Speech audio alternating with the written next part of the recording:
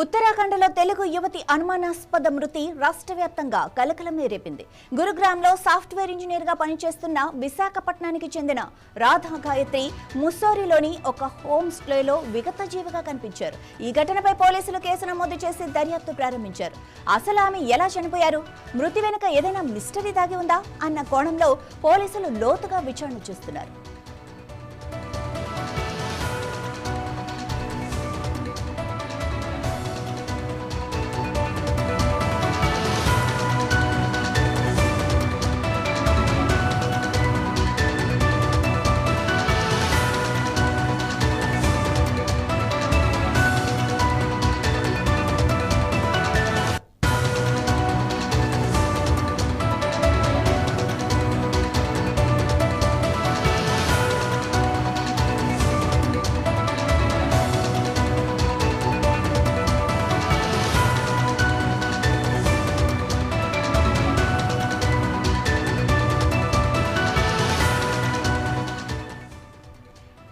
ఏళ్ల రాధా గాయత్రి ఆమె భర్త సౌమ్య శ్రీచరణ్తో కలిసి జూన్ 13న ఢిల్లీ నుంచి రిషికేష్కు వచ్చారు.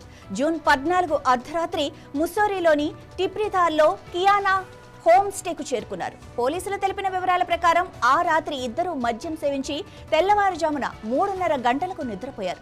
ఉదయం చూసేసరికి గాయత్రి స్పృహ కోల్పోయి నేలపై పడి ఉండటంతో పాటు ఆమె ముక్కు నుంచి రక్తం కారటం కనిపించిందని శ్రీచరణ్ పోలీసులకు వెల్లడించారు. హోమ్ స్టే సిబ్బంది సమాచారం మేరకు ఘటనా స్థలానికి చేరుకున్న అంబులెన్స్ సిబ్బంది గాయత్రి అప్పటికే మరణించినట్లు ధృవీకరించారు.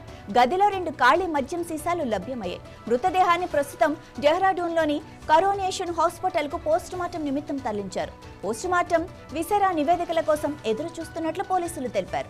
ఈ కేసును పోలీసులు అన్ని కోణాల్లోనూ పరిశీలిస్తున్నారు.